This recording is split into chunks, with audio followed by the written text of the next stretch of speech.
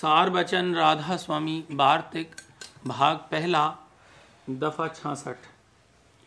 अब मालूम होवे कि कुल अवतार दर्जे आला के और योगेश्वर ज्ञानी और जितने की देवता और पैगंबर और अवतार दर्जे अदना के हैं, ईश्वर के लक्ष्य स्वरूप यानी ब्रह्म से ख्वाह उसके वाच स्वरूप से प्रकट हुए। इस सबब से जो कोई कि उसके वाच स्वरूप के उपासक हैं या उसके लक्ष्य स्वरूप के ज्ञानी हैं, वे सब माया और काल की हद से बाहर नहीं हुए और इसी वजह से जन्म मरण से नहीं बच सकते। दफा 67। संत सदगुरु का मार्ग सबसे ऊंचा है और वो उपासना सच्चे मालिक यानी सत्य पुरुष राधा स्वामी की, जो ब्रह्म और पार ब्रह्म के परे हैं, बतलाते हैं ताकि जीव माया की हद से परे हो जावे। सच्चे साध की गति 10वें द्वार यानी शून्य पद तक है और वही योगेश्वर ज्ञानी है। और जो कोई कि इस मुकाम के नीचे रहे, उनका दर्जा पूरे साध से कम है। इस वास्ते हरेक शख्स को जो कोई अपना सच्चा उद्धार चाहे, मुनासिब है कि संतों का इष्ट यानी सत्य पुरुष राधा स्वामी का इष्ट धारण करे। ये नाम राधा स्वामी कुल मालिक ने आप प्रकट किया है। जिस किसी को इस नाम का भेद मिल जावे और वो राधा स्वामी की शरण लेकर इस नाम का संतों की जुगत यानी तरीक के मुआफिक जाप करे या अंतरी सुमिरन करे या अपने अंतर में नाम की धुन सुने, तो जरूर उसका उद्धार होगा। और ये बात चंद रोज के अभ्यास में उसको आप अपने अंतर में साबित हो जाएगी। दफा 68। ये जिक्र ऊपर हो चुका है कि कुल अवतार और योगेश्वर ज्ञानी और पैगंबर और योगी ज्ञानी वगैरह मुकाम 10वें द्वार या त्रिकुटी या सहस्दल कमल से प्रकट हुए और चारों वेद नाद यानी प्रणव से त्रिकुटी के मुकाम पर प्रकट हुए और देवता जैसे ब्रह्मा विष्णु महादेव सहस्दल कमल के नीचे से प्रकट हुए। इस वास्ते इन सब का दर्जा संतों के और सत्य पुरुष के दर्जे से नीचा है, यानी संतों की बड़ाई इन सब से ज्यादा है। ये सब संतों के अधीन हैं और संत सिर्फ सत्य पुरुष राधा स्वामी के अधीन हैं। इसी सबब से संत और फकीरों का वचन और बानी वेद और शास्त्र और कुरान और पुराण पर फायक है, यानी इनसे ऊंचा है। वेद और कुरान और पुराण बतौर कानून वास्ते बंदोबस्त दुनिया के हैं। इनमें अव्वल मतलब प्रवृत्ति यानी दुनिया के बंदोबस्त और कयाम यानी ठहराव का है और थोड़ा सा जिक्र निवृत्ति यानी नजात का है। और संतों के वचन में असली मतलब निवृत्ति यानी मोक्ष का जिक्र है। इस वास्ते उनकी बानी और वचन सब आसमानी किताबों पर फायक हैं और यही बड़ाई संतों की है, क्योंकि वेद और कुल किताबें आसमानी उस स्थान से प्रकट हुई हैं जहां से 3 गुण और 5 तत्व पैदा हुए और माया यानी कुदरत ने ज़हूरा किया। और संतों का वचन उस स्थान से प्रकट हुआ जहां माया का नाम व निशान भी नहीं है। इस वास्ते वो सिर्फ निवृत्ति का जिक्र करते हैं और ये निवृत्ति और प्रवृत्ति दोनों का जिक्र करते हैं, बल्कि प्रवृत्ति का जिक्र कसरत से किया है। यानी वेद में 80,000 कर्मकांड के श्लोक हैं, ये प्रवृत्ति है, और 16,000 उपासना कांड और सिर्फ 4,000 निवृत्ति यानी ज्ञान कांड के श्लोक हैं। यही हाल थोड़ा बहुत कुरान और दूसरी आसमानी किताबों का है कि तवारीखी हालात बहुत वर्णन किए हैं और तरीका अभ्यास और शिनाख्त मालिक कुल का बहुत कम बयान किया है। खुद श्री कृष्ण महाराज ने अर्जुन से गीता में कहा है कि वेद की हद से जो कि 3 गुण से मिला हुआ है न्यारा हो, यानी उसके ऊपर स्थान हासिल कर। श्लोक ये है, त्रैगुण विषया वेदा निस्त्रैगुण्यो भवार्जुन। और ऐसा भी कहा है कि जब तक शख्स वर्णाश्रम के कर्म और धर्म यानी उपासना में फंसा है तब तक वो वेद का दास है, यानी उसको वेद के कहने पर चलना चाहिए। और जब वो माया और 3 गुण की हद से निकल गया तब वेद के सिर पर उसके चरण हैं, यानी वो वेद के कर्ता का कर्ता है और इसका हुक्म वेद के हुक्म के ऊपर है। श्लोक भी लिखा जाता है, वर्णाश्रमाभिमानेन श्रुति दासो भवेन नरः वर्णाश्रम विहीनश्च श्रुति पादोत्थ मूर्धनि। इसी तरह मुसलमान फकीर कामिल भी शरह के पाबंद नहीं बल्कि शरह के हुक्म पर उनका हुक्म है। दफा 69। ये कौल उन संतों के यानी सच्चे और पूरे आशिकों के हैं जो कि सत्यलोक में पहुंचकर सच्चे मालिक और खुदा से मिले और वहां से देखते हैं कि बेशुमार त्रिलोकियां और बेशुमार ब्रह्मांड और हर एक ब्रह्मांड में अलहदा अलहदा ब्रह्म व ईश्वर और माया और शक्ति यानी दुनियादारों का खुदा और उसकी कुदरत और बेशुमार अवतार और बेशुमार ब्रह्मा और विष्णु और महादेव और देवता और पैगंबर और औलिया और अंबिया और कुतुब और फरिश्ते और जोगेश्वर और ज्ञानी और ऋषीश्वर और मुनीश्वर और सिद्ध और जोगी और इंद्र और गंधर्व हैं। ऐसे जो संत हैं वो कब इनकी तरफ दृष्टि लावेंगे और कब उनके हुक्म में पाबंद होंगे? वो कब इनकी तरफ दृष्टि लावेंगे और कब उनके हुक्म के पाबंद होंगे? हर एक त्रिलोकी का एक एक धनी यानी मालिक है जिसको ब्रह्म और ईश्वर यानी माया सबल कहते हैं। स्थान इसका त्रिकुटी है और सहस्दल कमल है। ऐसे ऐसे बेशुमार ब्रह्म और ईश्वर उस परम पद यानी सत्य पुरुष राधा स्वामी के पैदा किए हुए हैं। सिर्फ संत इस पद में पहुंचे हैं और दूसरे की ताकत नहीं है। लेकिन जो कोई उनके वचन पर निश्चय लावे और उनसे प्रेम और प्रीत करे और उनका सत्संग करे, उसको भी माया के जाल से अपनी कृपा से निकालकर सत्य पुरुष राधा स्वामी के चरणों में पहुंचाते हैं।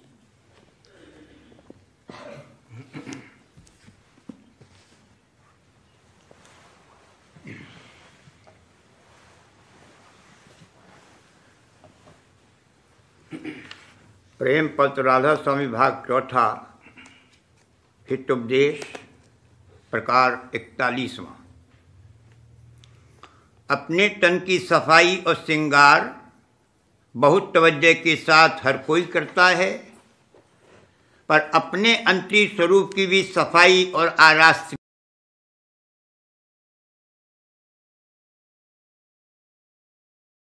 को है और वो आपा मालिक के सन्मुख जावेगा।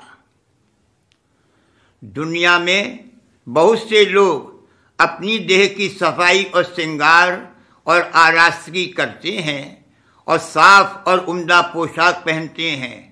खासकर वे लोग जो बड़े आदमियों और हाकिमों और अमीरों और राजों से मिलते हैं या उनके पास रहते हैं, क्योंकि बगैर सफाई और आरास्तगी तन के और पहनने साफ कपड़ों के उनको बड़े आदमियों की संगत और सोहबत में या अमीरों और राजों के दरबार में दखल नहीं मिल सकता। इस ज़ाहिरी सफाई और श्रृंगार करने में कुछ मेहनत और खर्च करना पड़ता है, तब इस जीव को भी आराम मिलता है और दूसरे जीव भी इसके संग से राजी होते हैं। यानी दुनियादार इस चाल को पसंद करते हैं, लेकिन अंतर में बहुत मैल और विकार भरे हुए हैं उनको निकालना और सफाई करना भी जरूर है। जब तक कि अंतर की सफाई और श्रृंगार यानी आराधगी न होगी तब तक मन और सूरत ऊंचे देश में नहीं चढ़ सकते और न ऊंचे लोक के वासियों की संगत में मिल सकते हैं। इस वास्ते जो कोई इस देश से जहां जन्म मरण का चक्कर जारी है और सब जीव कष्ट और क्लेश अनेक तरह के भोगते हैं बचना चाहे और कुल मालिक के धाम में पहुंचने और विश्राम पाने की ख्वाहिश रखता है उसको जरूर है कि जिस कदर जल्दी मुमकिन होवे अपने अंतर की सफाई करे। अंतरी सफाई से मतलब ये है कि विकारी अंग जैसे काम, क्रोध, लोभ, मोह, अहंकार, ईर्ष्या, विरोध और तृष्णा वगैरह को दूर हो जावे। और जब अंतरी सफाई से मतलब ये है कि विकारी अंग जैसे काम, क्रोध, लोभ, मोह, अहंकार, ईर्ष्या, विरोध और तृष्णा वगैरह दूर हो जावे और मन और इंद्रिय अपना जोर और चंचलता छोड़ देवे। और आराधगी और श्रृंगार से मतलब ये है कि शील, क्षमा, संतोष, दीनता और भोगों से किसी कदर बैराग और दया और मित्रता वगैरह और मालिक के चरणों में भक्ति और प्रेम हृदय में पैदा हो जावे। यानी किसी के साथ ईर्ष्या या विरोध न रहे और सबके साथ दया और मित्र भाव से बर्ताव करे और संसार के पदार्थ और भोगों की चित्त में चाह और कदर न रहे। यानी सिर्फ जरूरत के माफिक उनमें बर्ताव रहे और फिजूली और हिर्स और तृष्णा दूर हो जावे। ये सफाई और आराधगी बगैर संत सद्गुरु और उनके प्रेमी जन और साध के संग के हासिल नहीं हो सकती।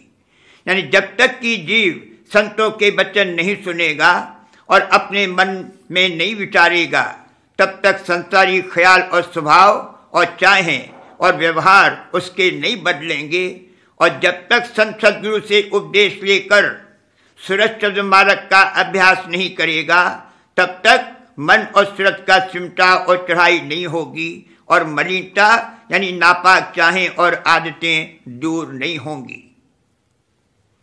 इस वास्ते जो जीव की अपनी सच्ची और पक्की सफाई चाहते हैं और अपने सच्चे मालिक से मिलने की आशा रखते हैं उनको चाहिए कि पहले संत सद्गुरु या उनकी संगत से मिलें और सत्संग करके शब्द मार्ग का उपदेश लेवें और जिस कदर बन सके नित्य अभ्यास करें। तब आहिस्ते आहिस्ते सफाई और आराधगी होवेगी और रफ्ते रफ्ते संत सद्गुरु की दया से चरणों में प्रेम बढ़ता जावेगा और एक दिन मालिक के महल में बासा मिल जावेगा।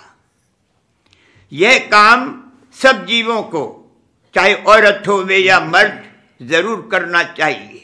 इससे आवागमन और देह धर के कष्ट और क्लेश का भोग छूट जावेगा और इस मृत्यु लोक से बल्कि कुल माया के देश से न्यारा होकर निर्मल चैतन्य देश में जो कि कुल मालिक का निज धाम है बासा पावेगा। और वो स्थान महा आनंद और महासुख और महाप्रेम का भंडार है और हमेशा एक रस कायम रहता है। जाहिरी सफाई और आराधगी देह की जो यहाँ मेहनत करके की जाती है बराबर कायम नहीं रह सकती क्योंकि यह देह मलमूत्र का भांडा है और इसकी मोरियों यानी सुराखों से हर वक्त मलामत और गिलाजत जारी रहती है। फिर चाहे जिस कदर कोई सफाई करे अंतर में मलामत हमेशा भरी रहेगी और द्वारे भी थोड़े बहुत नापाक रहे आवेंगे। और हरचंद इस देह की सफाई और आराधगी करके दुनिया के बड़े आदमियों से मेला और संग हो जावे, लेकिन ऊंचे लोकों में या मालिक के दरबार में जब तक अंतरी सफाई या श्रृंगार न होगा तब तक किसी सूरत में दखल नहीं मिलेगा। और जो ये बात हासिल नहीं हुई तो बारंबार मृत्यु लोक और माया के देश में ऊंच नीच दोनों में भरमना पड़ेगा और कहीं दृढ़ विश्राम और पूरा आराम नहीं मिलेगा और कष्ट और क्लेश का भोग जारी रहेगा। बाहर की सफाई के देखने और पसंद करने वाले दुनिया के लोग हैं और अंतर की सफाई और आरास्तगी के बख्शने वाले और जांच करने वाले संत सद्गुरु और उनके साध और प्रेमी जन हैं। जिसमें अंतरी सफाई नहीं है वह उनके सत्संग में और भी मालिक के दरबार में आदर और दखल नहीं पा सकता। दुनिया चंद रोजा और नाशमान है, यानी यहाँ की खुशी और आदर थोड़े दिन का है और जो सच्चे मालिक और संत सद्गुरु की भक्ति नहीं की जावेगी तो अखीर वक्त और बाद मरने के जमदूतों के हाथ से बहुत तकलीफ और निरादर सहना पड़ेगा और जब जब देह धारण की जावेगी और छूटेगी तब ऐसी ही तकलीफ और दुख भोगना होगा। इस वास्ते जो इन दुखों से बचना चाहे उसको चाहिए कि संत सद्गुरु और उनके प्रेमी जन का संग करके अपने विकार और मलिनता दूर करावे और अंतरी आरास्तगी और श्रृंगार करके मालिक के दरबार में दखल पावे और वहां विश्राम करके हमेशा का आनंद और सुख पाने का अधिकारी हो जावे। सफाई और आरास्तगी अंतरी और बाहरी हर हालत में मुनासिब और जरूर है, लेकिन जो सिर्फ बाहरी सफाई की तरफ तवज्जो करेंगे और अंतर से बेपरवाही और गफलत रखेंगे वे नादान और अभागी हैं और हमेशा नुकसान में रहेंगे और बारंबार दुख सहेंगे। और जो अंतरिक्ष सफाई की तरफ तवज्जो करेंगे और माफिक उपदेश संत सद्गुरु के कार्रवाई करेंगे तो उनको दोनों फल और फायदा हासिल होगा, यानी बाहरी सफाई भी उनसे दुरुस्त बन पड़ेगी और अंतर में उसका रास्ता सच्चे मालिक के निजधाम में पहुंचने का जारी हो जाएगा और एक दिन परम आनंद और अमर सुख को अमर देश में प्राप्त होवेंगे। ऐसे जीवों को दाना सुजान और बड़भागी समझना चाहिए। ये अपना कार्य जैसा चाहिए बनावेंगे और बहुत से जीवों को उनसे फैज पहुंचेगा, यानी उनके जीव का भी कल्याण और उपकार करेंगे। अपनी अंतरिक्ष सफाई की पहचान यह जीव आप ही अच्छी तरह कर सकता है और थोड़ी सी वह लोग कर सकते हैं जो अक्सर उनके संग रहते हैं या जिनको व्यवहार और बर्ताव का काम पड़े। थोड़े से निशान उसके ये हैं कि मन में ख्याल नाकिस और पाप कर्म के उठने कम या दूर होते जावें और बाहर के लोगों के साथ बर्तावा इस किस्म का होवे कि जिसमें किसी को दुख न पहुंचे और किसी का हक न मारा जावे।